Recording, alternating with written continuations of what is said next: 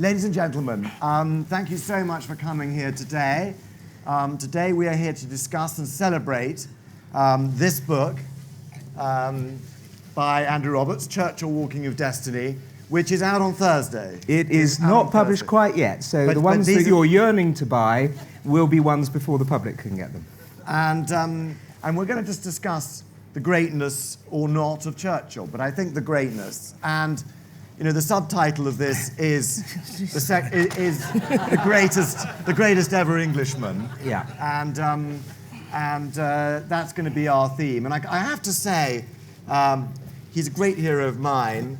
And Andrew's has spent many years working on him. I've encountered him in my Stalin life from a slightly different direction. And in my new letters book, there are more letters by Churchill than anybody else, of course. Quite right. Of course, quite right.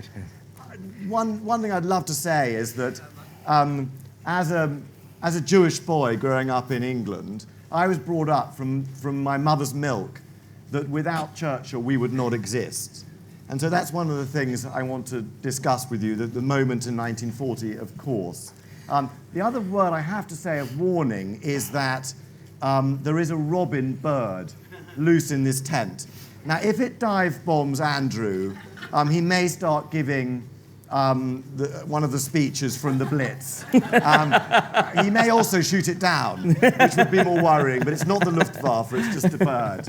So let's just begin at the beginning. Andrew, you've been living with Churchill your whole life, but in this book you've discovered some new sources.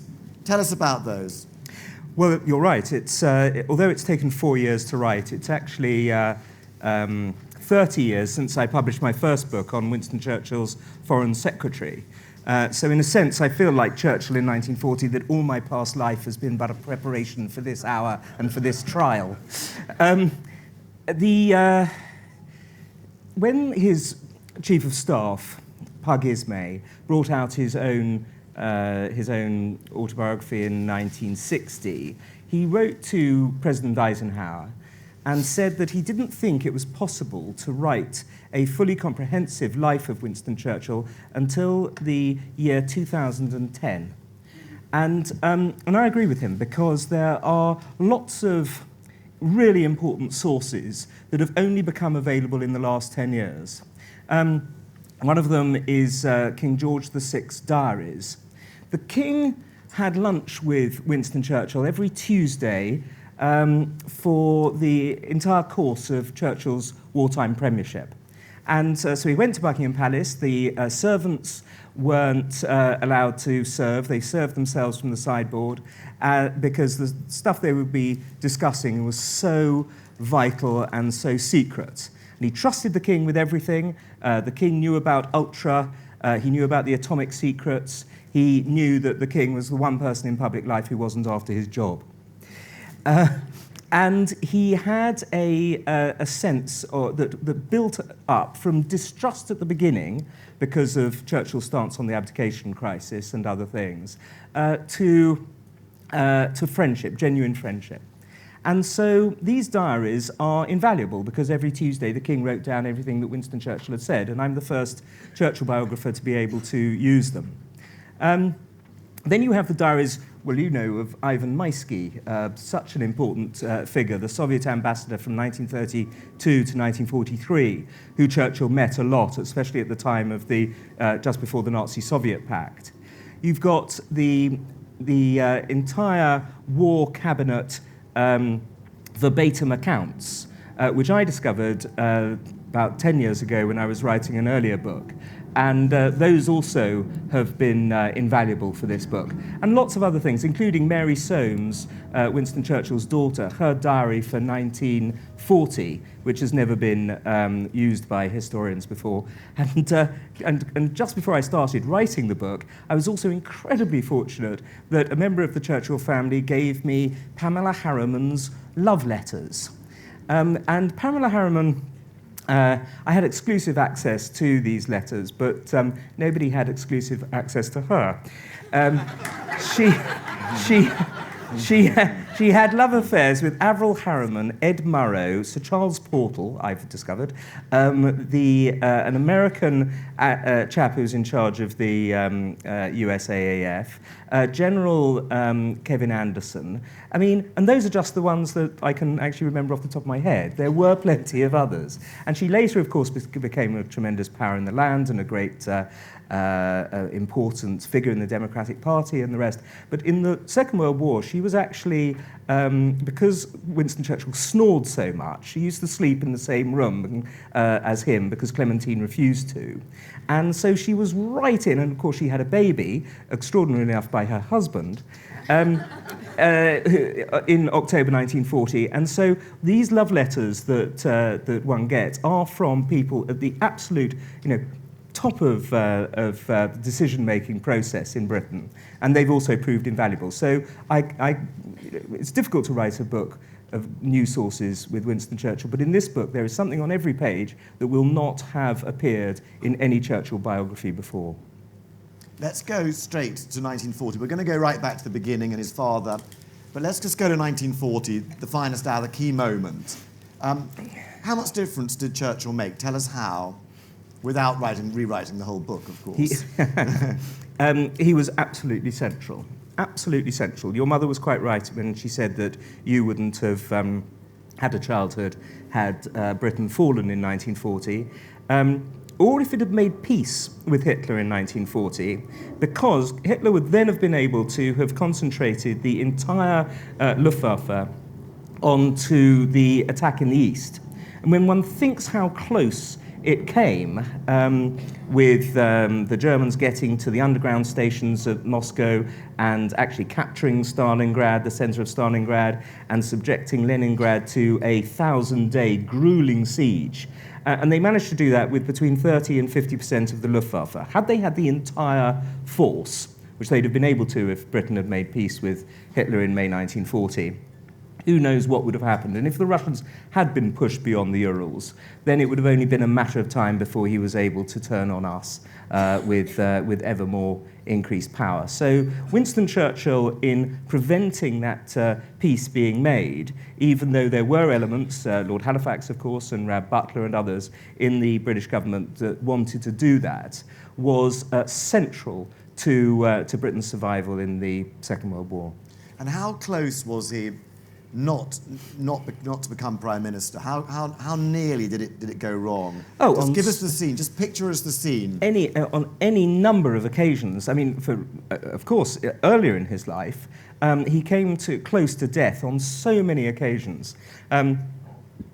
He nearly died from pneumonia when he was. The scar? Well, I was going to come on to that, Bag. Yeah, let's have that. I'll tell you all about that. When he was a 10-year-old boy, he had 2 bouts of pneumonia. On one occasion, they as a method of medicating him, they actually gave him brandy, both orally and rectally. Can you imagine? I mean, you'd have thought they would have put him off brandy for life, but it certainly didn't. I can tell you that. Then he of course took part in the last great cavalry charge. He escaped from a prisoner of war camp. He was involved in 2 plane crashes and 3 car crashes. A boy at school stabbed him in the stomach with a penknife.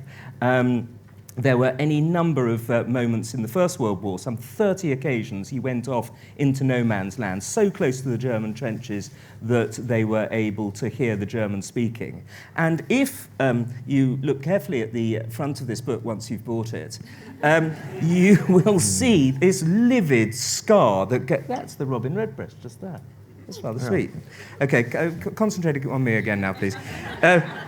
This scar, livid scar, that went down the centre of his face, and that came from a car crash on Fifth Avenue in New York in December 1931, which could very easily have killed him as well. So again and again, he comes close to death, and then of course he has a heart attack in the White House when he's staying there in December 1941, and more bouts of pneumonia that nearly kill him during the Second World War. So we are very fortunate that he survived, but he also, of course, could very easily have not become not got into the House of Commons. Had his father lived longer, he would almost certainly have been made a peer, which would then have devolved to Churchill.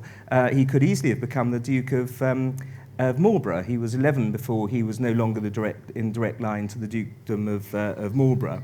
All sorts of things could have meant that he wasn't at the key place, the House of Commons, at the key time in May 1940, when, through an extraordinary concatenation of events, he was propelled into the premiership, despite the fact that the majority of the Conservative Party deeply distrusted him.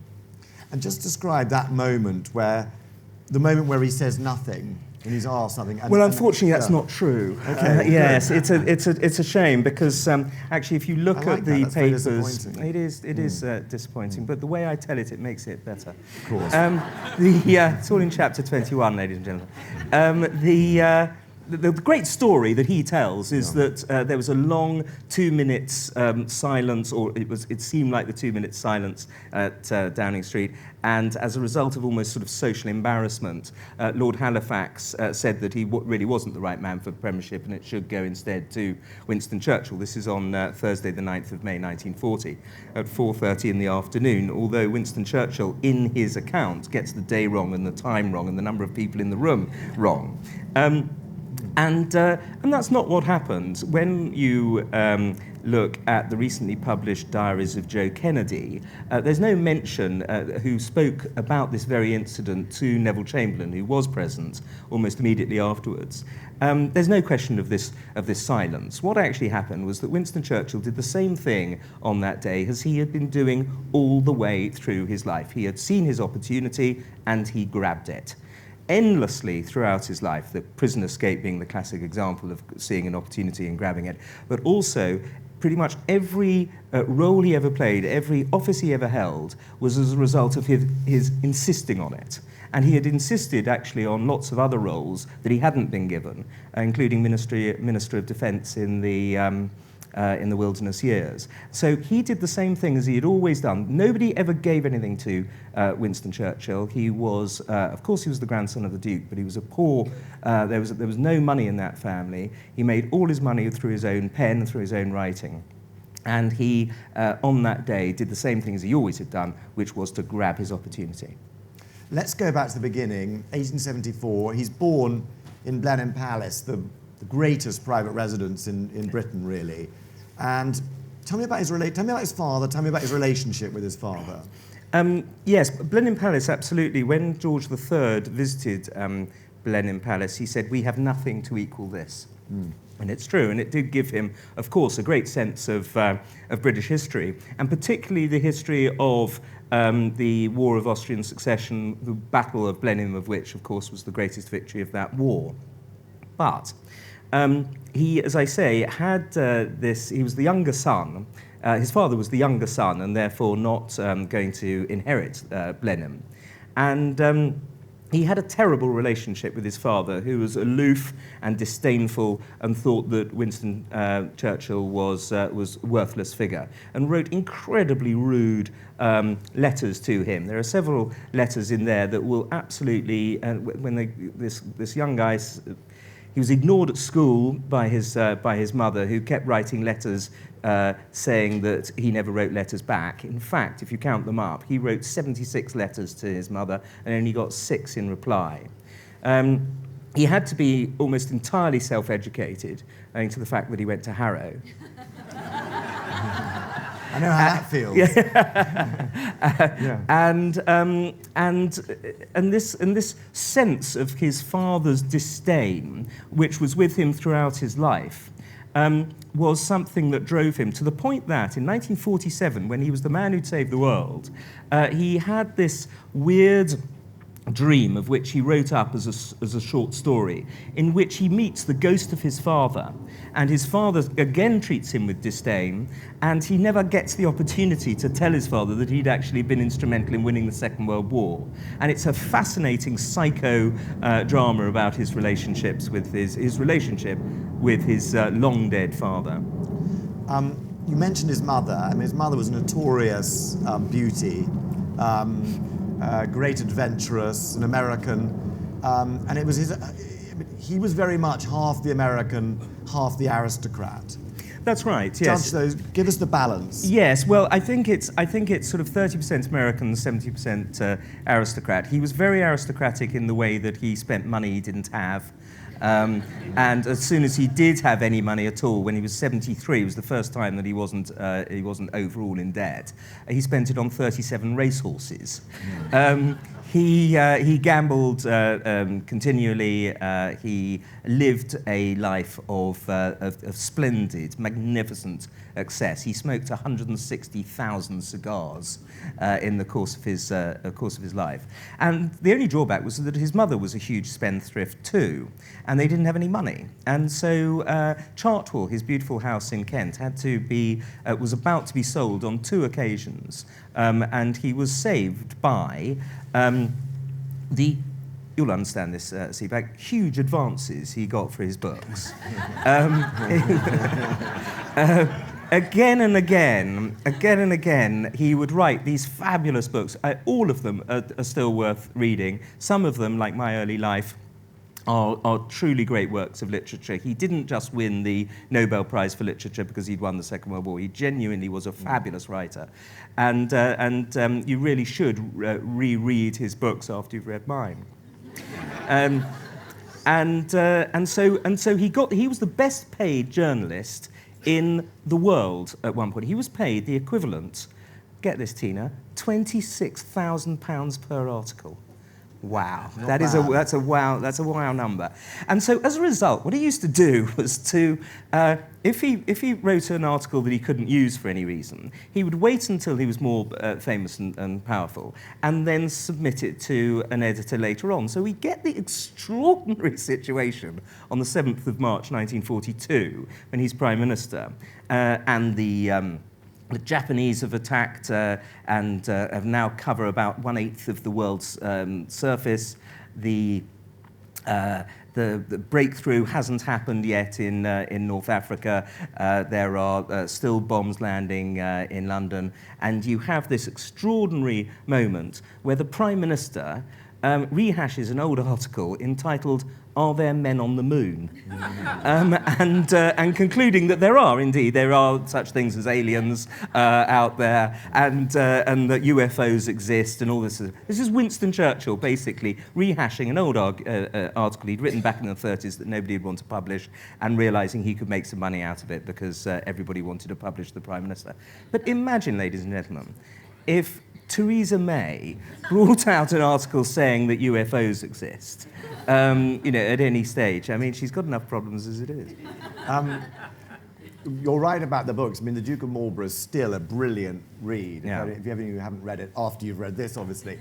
But you mentioned My Early Life. Tell us just a little bit about each of his great adventures, his great war adventures in Sudan, in South Africa. Well, what they show, are just the most extraordinary animal physical courage, as well as the moral courage that you see later in his life, especially, of course, during the wilderness years, where he stands up totally against the great sweep of public opinion and parliamentary opinion over the question of the Nazis. There's also this incredible courage which sent him to the jungles of Cuba, the middle of Cuba. We've both been to Cuba, haven't we? Imagine fighting in the jungles there. It would just be horrific. He had bullets miss him by less than a foot, whistling past his ear.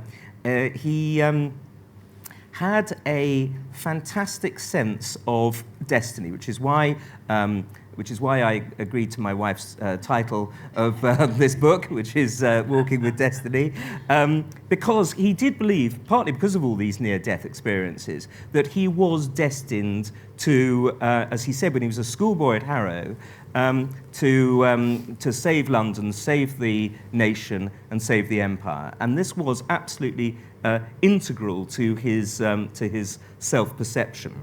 And today we'd think that that's slightly unhinged to believe that you were going to save those three things, and yet, of course, he did. So when he took part in the cavalry charge, this great cavalry charge, the last great cavalry charge of the British Empire, at the Battle of Omdurman in September 1898, or when he leapt over the wall and escaped from the prisoner of war camp in Pretoria in 1899, when he went into no man's land as the Lieutenant Colonel of the 6th Battalion of the Royal Scots Fusiliers, he was of course he was taking his life into his own hands, but he ultimately believed that there were such things as he called invisible wings beating over him to protect him. Now, he was not a Christian.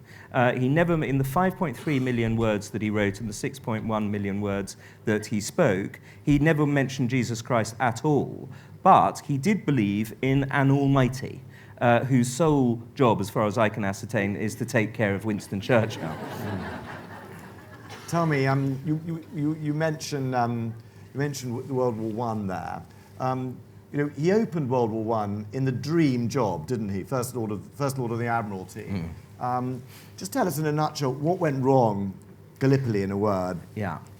Well, he'd become First Lord in 1911, and he had undertaken extremely important reforms, huge reforms, completely changing the Admiralty, and also turning all the ships of the Royal Navy from coal burning to oil burning, meaning they could go faster and carry heavier guns.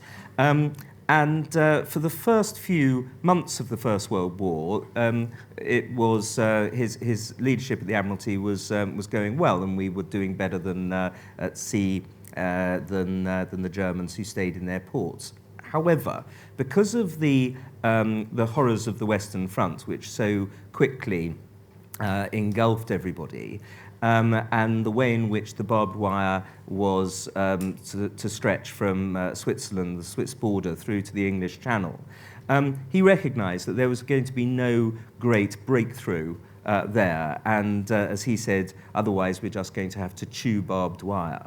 And so he came up with a strategic plan, which I was very pleased on the first. I don't know how many of you came to the First World War talk yesterday, the first one we had yesterday, but I was very pleased to see general agreement with the idea that the concept of the Dardanelles was a brilliant one. If one could get the Royal Navy, which at that stage was easily the largest navy in the world, all the way from the Mediterranean to through the Sea of Marmara and anchor it off Istanbul, and therefore threaten to flatten Istanbul unless the Turks dropped out of the war, you would be able to wreck the whole of the Central Powers' strategic plan for the war.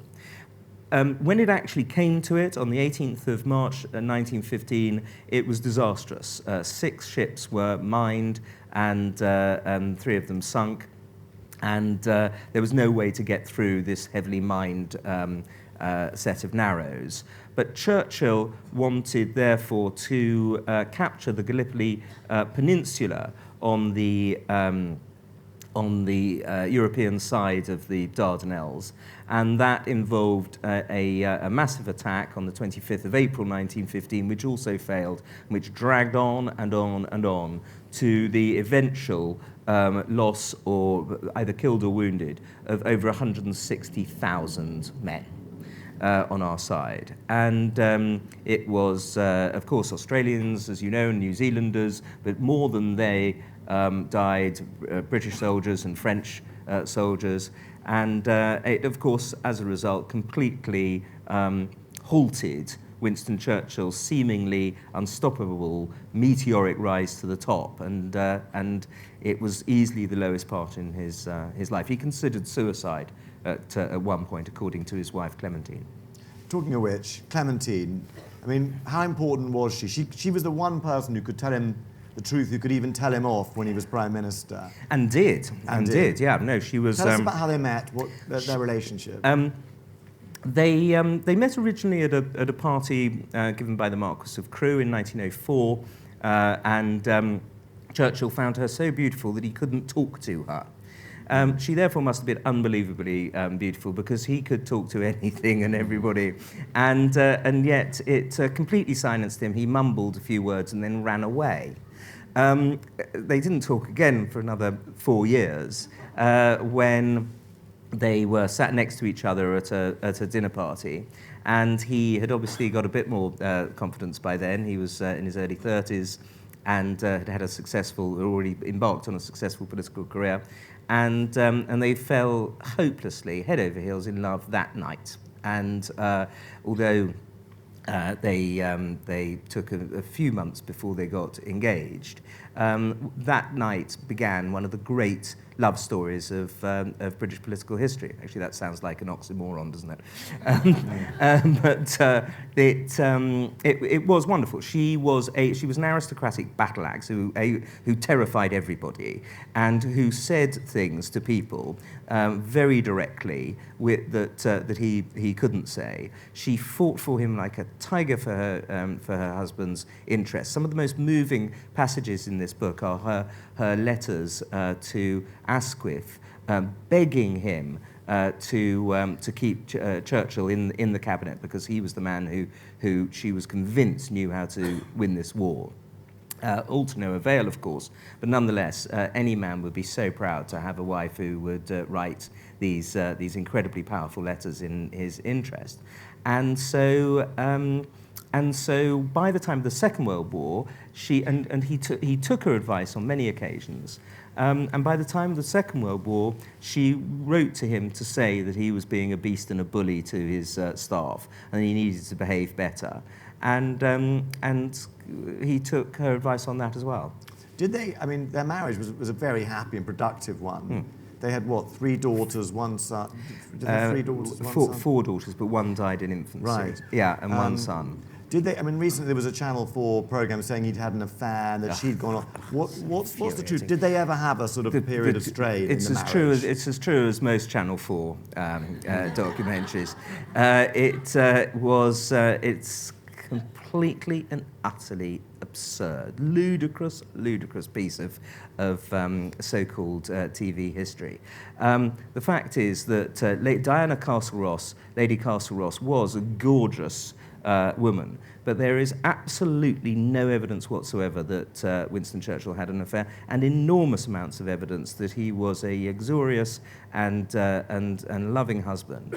And really, it is quite extraordinary that great national figures like that their names can just be blackened on TV at the drop of a hat with absolutely no evidence. Well, since we're talking about that, what's your answer to correct those people who accuse Churchill of being an imperialist, racist, and all that rubbish? Of course he did believe in the hierarchy of race. It was a science, as far as the post-Darwinians were concerned, it was a scientific fact, and it was believed also by H.G. Wells and by George Bernard Shaw and Beatrice Webb. When you read some of Karl Marx's letters, he uses the N-word constantly in a way that Winston Churchill certainly didn't. We see it rightly today as being absurd and obscene to think that there was a hierarchy of human beings. But in terms of race, but it was considered then to be factual. And so when Winston Churchill thought that that the British Empire was a good thing, which he undoubtedly did, and he took great risks for it, and his career was altered by it significantly because of his obsessive defence of the empire. That was because he had an extremely paternalist view about the way in which the British Empire was good for the natives of the empire.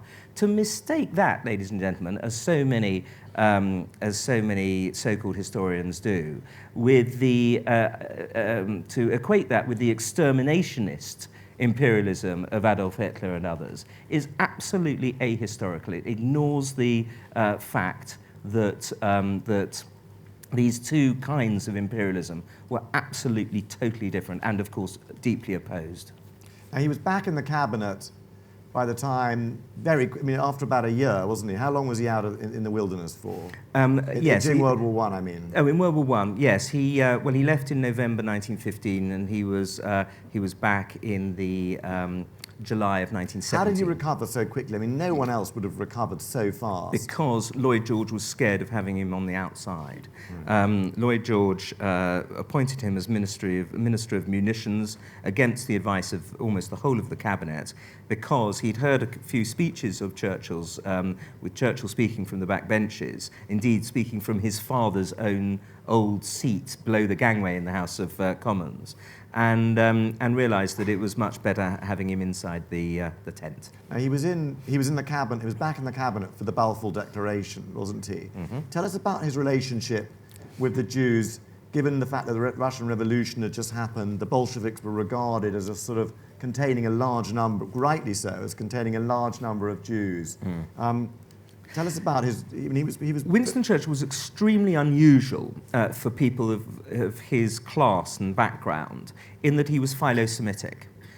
He was a Zionist. His father liked Jews, not just the Rothschilds, although they were great friends of the Rothschilds, but they went on holiday with Jews. They socialized with Jews. They had jokes made about them by upper-class Gentiles because they were so philo-Semitic. And it's a classic part of Churchill's perversity and unusualness, really, and sort of seeming eccentricity, that he liked a group of people who most of the rest of his upper-class Victorian society despised. And yet it is central to understanding him, his philo-Semitism, because he didn't care. The great thing about Winston Churchill is he didn't care what other people thought of him at all. It's partly because he was the grandson of a duke, but also and partly because he just had this fabulous self-confidence. And as a result, he had the capacity to see Hitler earlier for what Hitler really was, earlier than anybody else in British politics. Because of the way in which Hitler and the Nazis treated the Jews, he spotted that as a sort of canary down the mine shaft for the poison that was coming, and that's epicentral to understanding Churchill, his philo-Semitism. But when he went to Italy and saw Mussolini, what Mussolini was doing, he was sympathetic to that at first. Because that had nothing to do with the Jews. That was entirely because of the communists. Yeah. He was violently anti-communist. When the Russian Revolution started, Winston Churchill wanted to, in his words, strangle Bolshevism in its cradle. And he saw Mussolini as somebody who, in the very early days at least, this is, in 1922 and 1923, although privately, of course, also said that we wouldn't want to have a Mussolini here. He did for too long praise Mussolini because of his anti-communist credentials. But just to go back to the point about the fanaticism of the Nazis, another reason that he was able to see Hitler for what he was, apart from, of course, the fact that he was a historian and had written these wonderful books like Marlborough about how important it was that no European country should strategically dominate the European landmass. And the other thing was that he had seen fanaticism up close.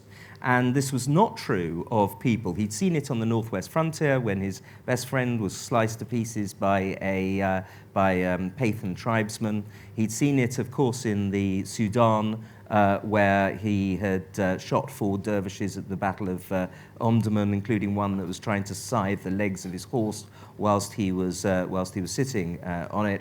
You know, he had come really close to fanaticism, and people like Neville Chamberlain and Stanley Baldwin and Ramsay MacDonald and the other prime ministers of the 1930s had come nowhere near it at all in their whole existences. Now, in the wilderness years, did he despair that he would never come back to power, or was he convinced that destiny would call him back? That's a good question. It's this sense of walking with destiny again. Although everybody thought that he was a has-been and a loser and he was never going to come back, even by 1937, Clementine thought that he had no chance of ever being Prime Minister. Nobody in politics thought that he was going to be Prime Minister again, except him.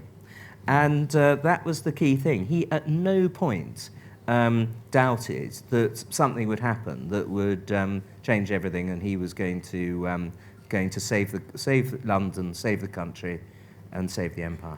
Now, tell us about his relationship in 36 with the king. Well, he'd been friendly with the king, King Edward VIII, yes, who became king in January 1936, previously the Prince of Wales. And he knew all about the Prince of Wales' relationship with Wallis Simpson, twice divorced and American, and therefore considered by the establishment to be a completely impossible person to have as Queen of England. And whilst the entire establishment, the Times, the Archbishop of Canterbury, the whole of the cabinet, the whole of the, pretty much the whole of the House of Commons, wanted to be rid of him as quickly as possible if he wasn't going to give up this love affair of his, Winston Churchill had this romantic he was a huge monarchist. He had this romantic monarchical concept that we could import the European concept of the morganatic marriage, and that Wallis Simpson could be married to Edward VIII, but not ever become queen. And so it was something that in those days, under British law, the wife has the rank and status of the husband, and it was a non-goer. But he didn't realise that, and he was at one point completely shouted down in the House of Commons on the 7th of December 1936, and it very badly set back his prestige, which he had been building up as much as he could during the wilderness years. But later, as you said, he became great friends with George VI, the successor. And just give us a few kind of little tidbits of what George VI said in his diaries. What's new? Huge amounts is new. The key factors really are the way in which Churchill told the king things that he simply couldn't say in public. He used these audiences to really just a bit like Alan Brooke used his diaries. He let off steam, it was, and so therefore you know what was going through Churchill's mind every Tuesday of the war.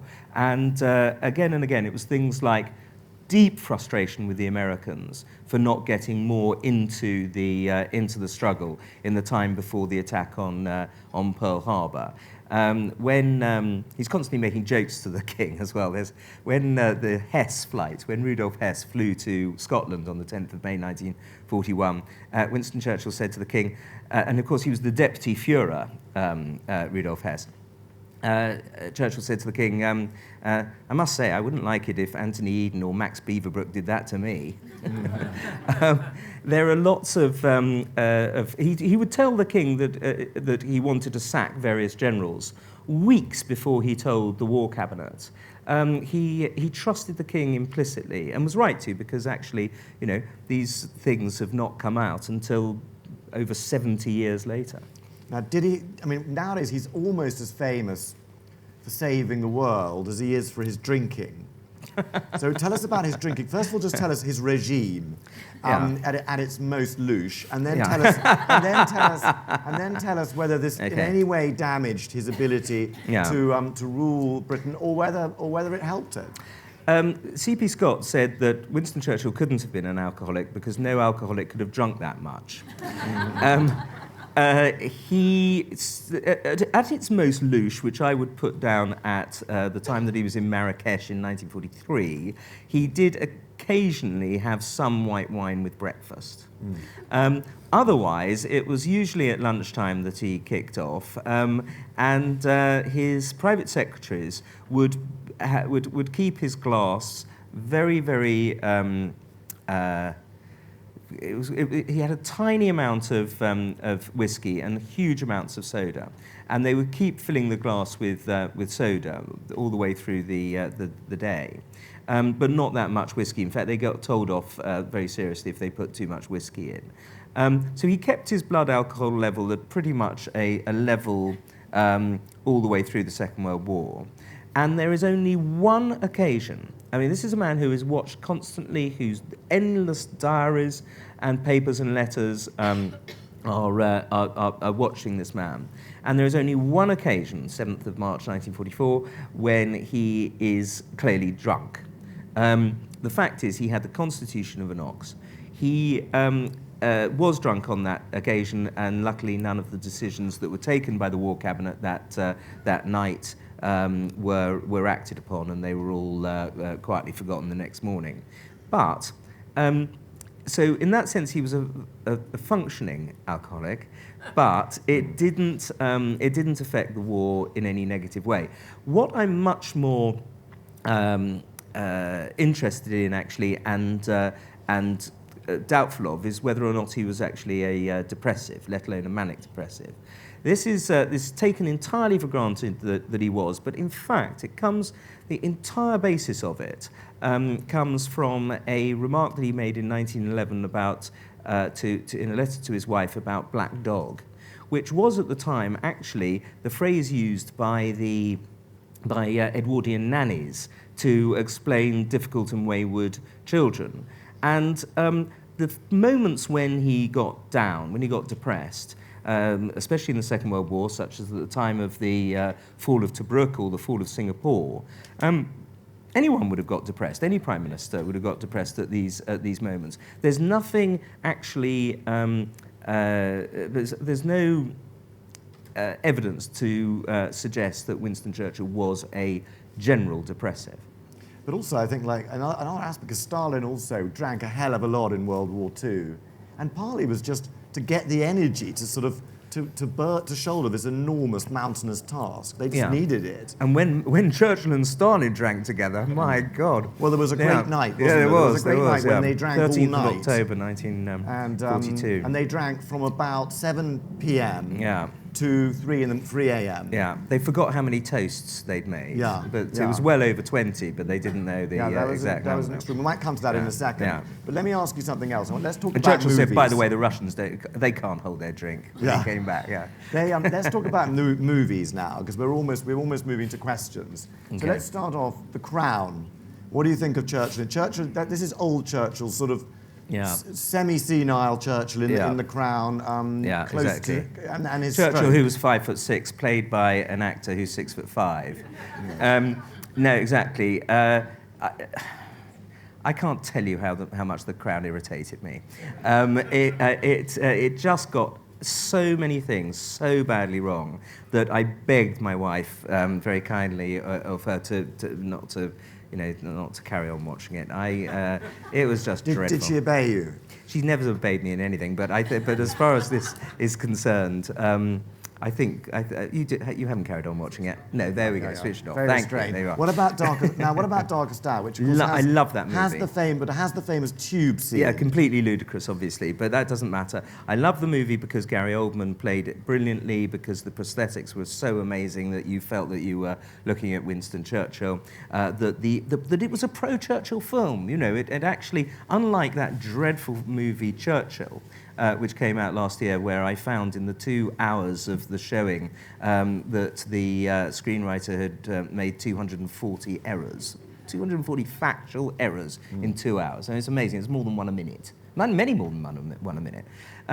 The whole thing, the Darkest Hour, which, again, it didn't have any historically correct.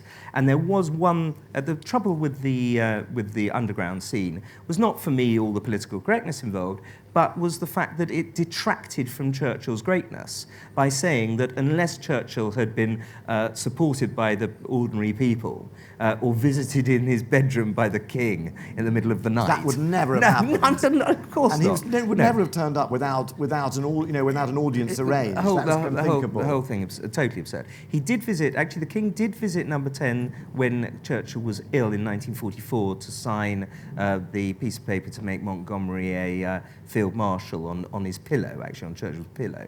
But the idea in 1940 that he came and asked him to find out what the British people wanted before they turned down the peace offers from Hitler is completely ludicrous, and as I say, detracts from the greatness of Churchill, because he was the leader who took that decision. He did not take that decision because of some vox pop on the underground. Now, but we're going to get to questions in 1 minute. I just want to ask you, first of all, how many miles did he fly in World War II? 120,000. Just describe what it was like for Churchill to fly in those aeroplanes without amazing. Without oxygen. He's in his 70s. They didn't have oxygen. It was freezing. They had to wear these great overcoats. Sometimes they had heaters there. They were in danger for an awful lot of time. When you think of the number of major figures in World War II who died in plane crashes or being shot down, the list is extremely long, and it's all in there. But it was an act of great bravery. But as I say, this man had an extraordinary animal courage. And over 120,000 miles, including to places over the Atlantic where at one point his plane was struck by lightning, and they were understandably very nervous back in those days that it was going to wreck the instrumentation and they weren't going to know where they were. He was fortunate to survive that. German planes would be strafing fishing boats in the Channel as they were flying over. It's an extraordinary story, his travels. And actually, one of the lovely things about this, one of the many lovely things about this book, is the end papers show all his travels and how he got from A to B, and whether or not it was by boat or by plane. And look, he goes to Tehran, he goes to Moscow, of course, twice. He goes to Yalta and Washington several times, and Quebec. You know, he was the glue that kept the big three together, because Stalin, apart from Tehran, I don't think he left the whole. He was afraid of flying. He was afraid of flying. And FDR, of course, was profoundly disabled, and he did get to Malta and Yalta and Tehran, but otherwise it was Churchill who was dashing about between the big three, and he was the glue that kept the big three together. Okay, last question, then we're going to get questions. How did he take being rejected? I mean, the most extraordinary thing is that he was rejected by the electorate in 1945 after winning the war. How did he take it? Not well. No, not well. No, he took it because the British people wanted the New Jerusalem that was on offer from Clement Attlee and the Labour Party. He trusted. The British people trusted Clement Attlee, and they were right to. He was a good man, and so when Winston Churchill made a speech equating the Labour Party with the Gestapo, it was a disastrous political move. But yes, he didn't take rejection well, but it was the right thing. He was totally exhausted by 1945. He needed to go off on this holiday to paint on his painting holiday and to build himself up. And in many ways, he should have actually retired from politics altogether there and let Anthony Eden take over. But he was a fighter. He just simply couldn't. But among his many other things, he was an enormous wit, wasn't he? He was a wild. He kind of was a wild in epigrammist, wasn't he? Okay, can I tell you my favourite? Give us a few. My favourite Churchill joke. Then we're going to Churchill gag.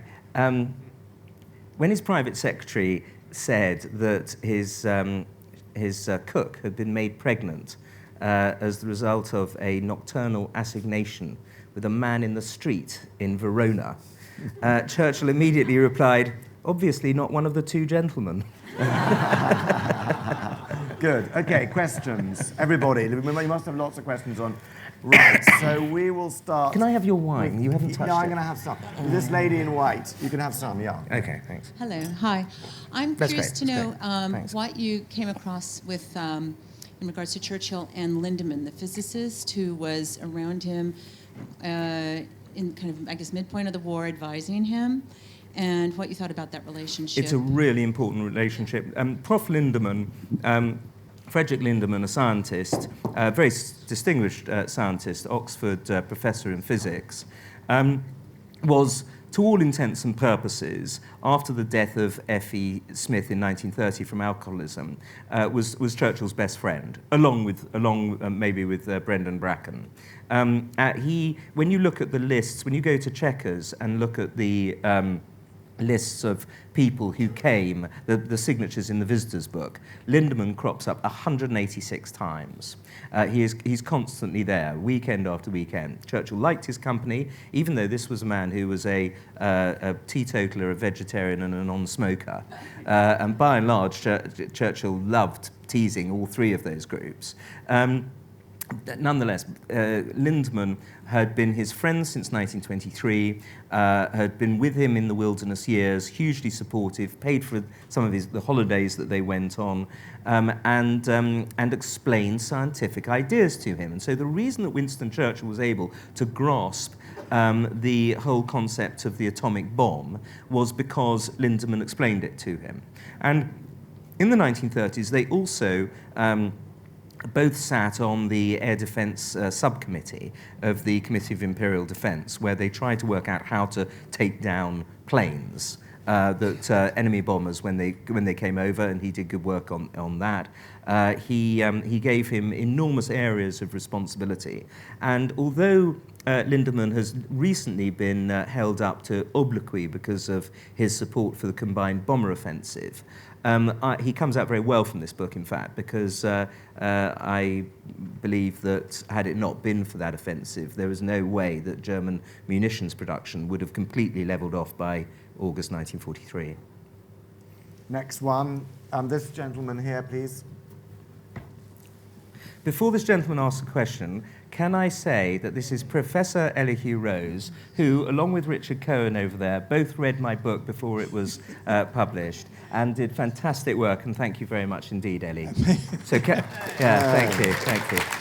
First of all, may I congratulate you on the Times' very favorable review today. Everybody read it. Thank you.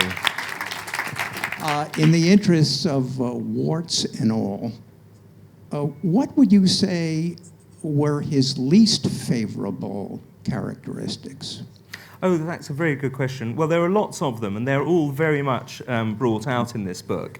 This is in no way a hagiography. There are all sorts of moments where he was extremely ill-tempered, including with people around him. He was just wrong about things. You know, he got the gold standard entirely wrong, the abdication crisis, as we mentioned earlier, the Indian constitutional crisis, any number of the Dardanelles, effectively after the collapse of the initial attack.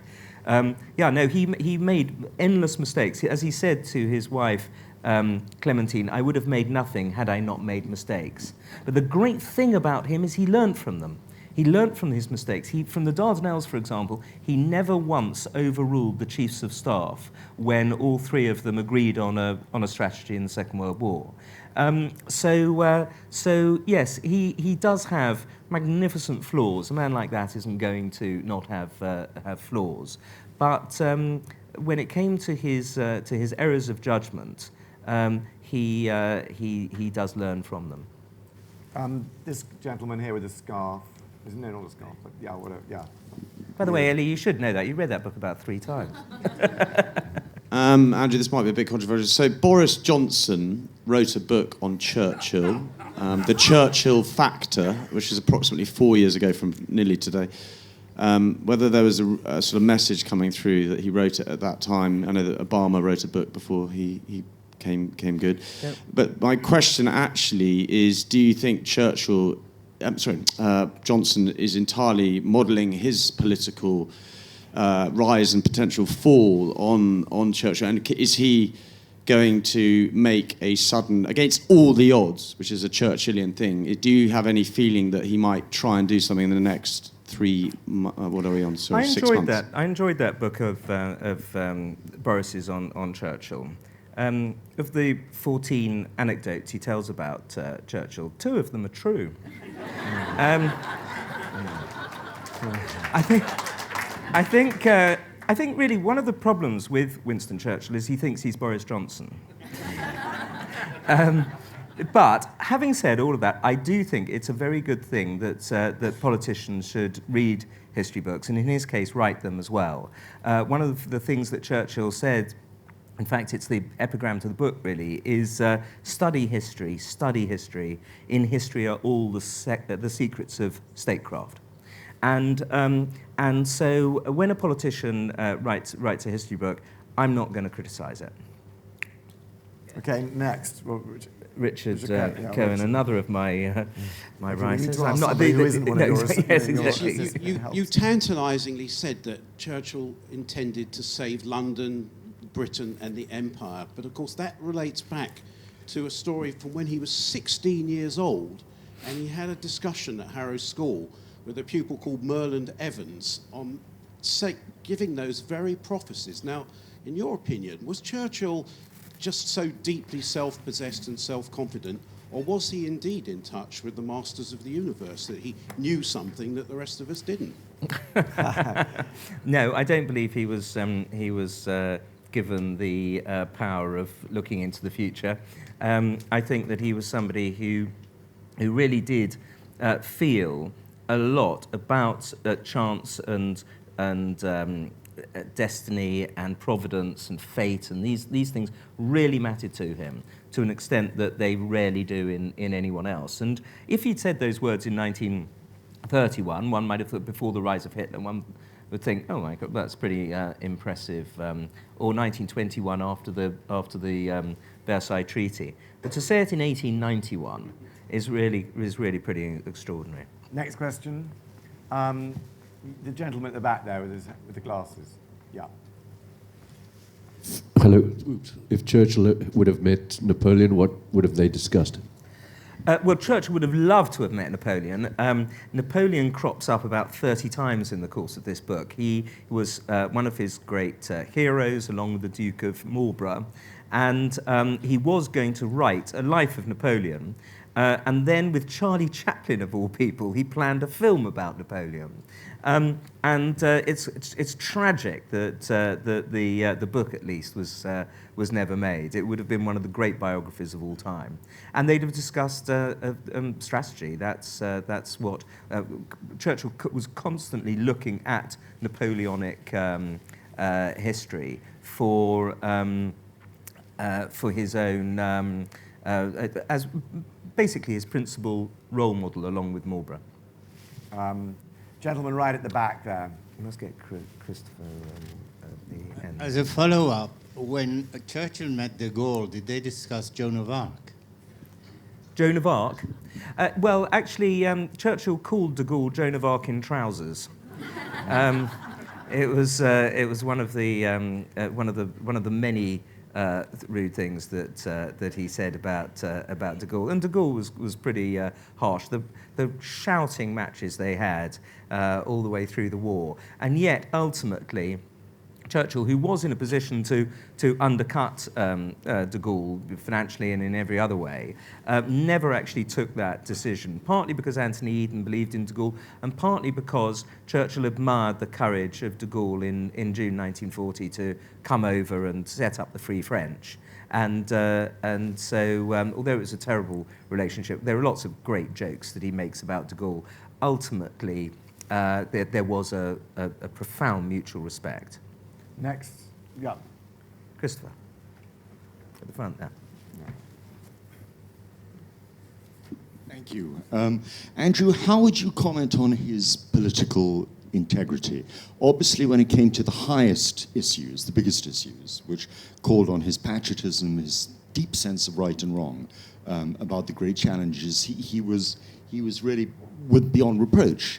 but he was profoundly distrusted all through his career at the level of party politics, did change parties twice, and was considered to be something of an opportunist. And as you said yourself, he was never given anything. He always snatched his achievements himself.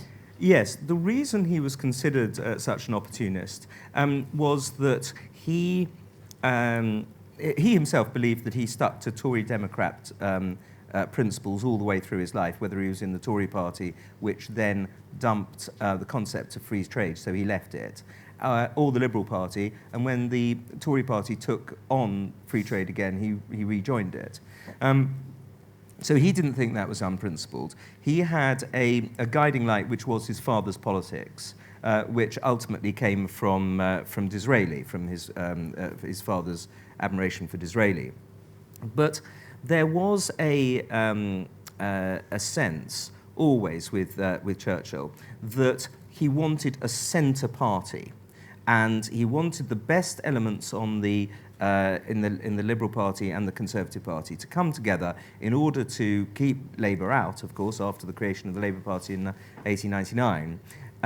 But in order to create that party, you had to have conversations with people in other parties about breaking the mould and starting a new party.